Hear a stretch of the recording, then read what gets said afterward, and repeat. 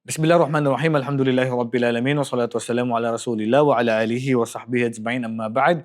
Assalamualaikum warahmatullahi wabarakatuh. So bilang pagpapatuloy ng ating episode sa usapin, kaugnay sa apat na po, Arba'una Majlisan fi Tarbiya al-Imaniyah. Ang apat na pong pagtitipon kaugnay sa pang-edukasyon na nagpapalakas sa ating pananampalataya. Papasok tayo sa Al-Majlis al-Thamin, ang pangwalong pagtitipon, ang pagsasadaka, pagbibigay ng sadaka.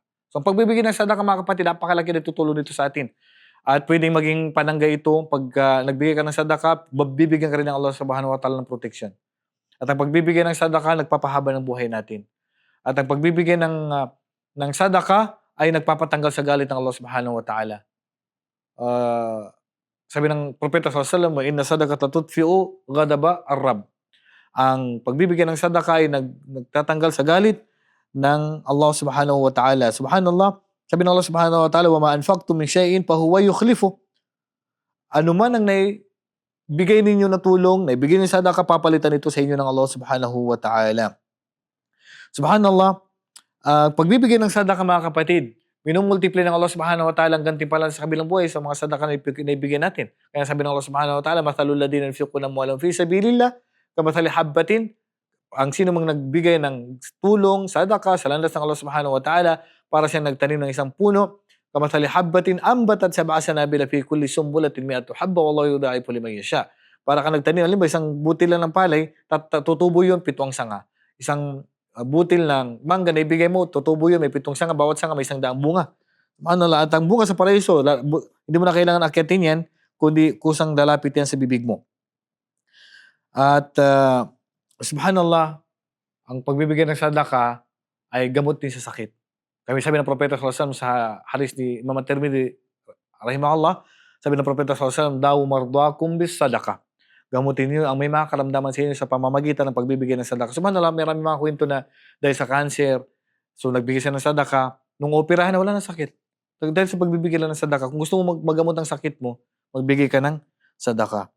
At kung gusto mong dumami ang biyaya mo, gumami ang pera, magbigay ka ng sadaka, huwag kang maging madamot. Sabi ng Propeta sallallahu alaihi wasallam, layang kung sumalo may sadaka. Hindi ito babawasan ang kayamanan ng pagbibigay ng sadaka, dumadami yan, huwag ka lang magdamot. So ngayon, papasok tayo sa Al-Majlis at-Tasi' Siyamu at Tatawu, ang pag-aayuno ng voluntaryo. So marami po, may fasting sa araw ng Arafah. Ang araw ng Arafah, ang gantimpalan niya, pinapatawad na karang taon na kasalanan, susunod na taon na kasalanan. Siyamu yawmi Arafati ahtasibu ala Allah yukaffira sanata allati qablahu wa sanata allati ba'dahu. Ang pag-aayuno sa araw ng Arafah, pinapatawad ng nakaraang taon na kasalanan at susunod na taon na kasalanan. Ang pag-aayuno sa Yawm Ashura, ang pag-aayuno sa Yawm Ashura, pinapatawad ng nakaraang taon na kasalanan. So ang pag-aayuno naman sa 3 araw, buwan-buwan, yung Ayamul Bid, ay para kang nag-fasting ng 1 taon. At ang pag-aayuno ng 6 na araw sa buwan ng Shawwal, para kang nag-aayuno ng 1 taon pagkatapos ng Ramadan. So mag-aayuno sa Monday, mag-aayuno ka sa Thursday, ang daming fasting na pwede nating mapag-fastingan at napakalaki ng gantimpala nito. Okay, Al-Majlis Al-Ashir, ibadatun tukaffaru biha sayyi'at. Mga ibadat, mga gawain na nagbubura ng kasalanan natin. Isa na sa mga nabanggit natin kanina. Kaya sabi ng Allah subhanahu wa ta'ala, man ja'a bil hasanati falahu 10 amsalha wa man ja'a bi sayyi'ati fala yujza illa mithlaha. Subhanallah, ganyan ka makatarungan ng Allah subhanahu wa ta'ala. Pag gumawa ka ng kabutihan, may multiply sa 10. Pag gumawa ka ng kasalanan, isa lang kukwentahin niya. So ganun ka makatarungan ng Allah subhanahu wa ta'ala. At kabilang sa nagbubura ng kasalanan natin, yung mga nabanggit ko kanina, araw ng Arafah, nagbubura ng nakarang taong kasalanan, susunod ng taong na kasalanan, ang tinatawag natin na pag-ayuno sa araw ng Ashura, nagbubura din ng kasalanan natin. So ang daming pwedeng makabura ng kasalanan natin sa mga sunnah na gawain.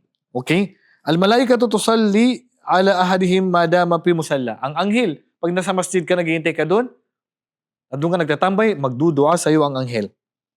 Anong dua ng anghel? Allahumma ighfir lahu, Allahumma arhamhu, Allahumma tub alayhi, Allahumma salli alayhi. Ya Allah, patawarin niyo ang kasalanan niya. Ya Allah, kahabagan niyo siya. Ya Allah, purihin niyo ang tao na to. Ya Allah, pagkaluban siya na makapagbalik loob sa Allah subhanahu wa ta'ala. So ang daming pwede makapagbura ng kasalanan natin. Ganun din pag nagwudu ka. Man tawadda pa asan al-wudu, summa salla rak'atayn, la yuhaddith fihi ma nafsahu, ghayra lahu ghufira lahu ma taqaddama min dhanbi. Halimbawa, nagsagawa ka ng wudu. Pagkatapos nagsagawa ka ng dalawang raka'a at hindi ka nag-isip ng mga makamundo, nagka-concentrate ka lang sa mo, sa pagbabalik loob sa Allah Subhanahu wa Ta'ala, sa ibada, patatawarin ng Allah Subhanahu wa Ta'ala ang nakaraon taon na kasalanan mo. So ang dami, pwede makapagbura ng kasalanan natin na mga nabanggit ko kanina.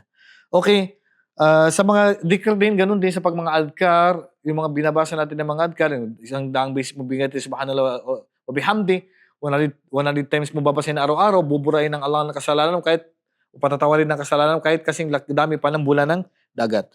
Papasok tayo sa al-majlis al-hadi ashar, sa'at al-ijaba yawm al-jum'ah. Sa ika-11 na pagtitipon na pang-edukasyon para sa pagpapalakas ng ating pananampalataya, ang oras na tinutugon ng Allah sa araw ng Jum'ah ang panalangin natin. Sa ibang hadis, wa inna fil jum'ati la sa'atun la yuwafiquha 'abdun muslimun yas'alullah shay'an illa a'tahu iyyan. Ang Jum'ah, may oras diyan na kapag nanalangin ka sa Allah, humingi ka sa Kanya, tutugunin ng Allah ang dua mo sa araw ng Jum'ah. May oras diyan na tinutugon ng Allah Subhanahu wa Ta'ala. Sa ibang hadis, hiya ma bayna an yajlis al-imam ila an tuqda as-salah. Sabi sa ibang hadis, ang magsisimulang oras dito sa pag-upo ng imam sa kanyang khutbah hanggang sa matapos ng sala. Sa ibang hadis, yawm al-jum'ati 12 rak'a. 12 rak'atan la yujadu fiha 'abdun muslimun yas'alullah shay'an illa atahu iyyahu faltamisuha akhir sa'atin badal 'asr. Sa araw ng Jum'ah ay 12 hours. At walang Muslim na hihiling sa Allah maliban ibibigay sa kanya ng Allah kahilingan sa araw na yan. Kaya hanapin niyo ito after Salatul Asr hanggat sa hindi pa lumulubog ang araw.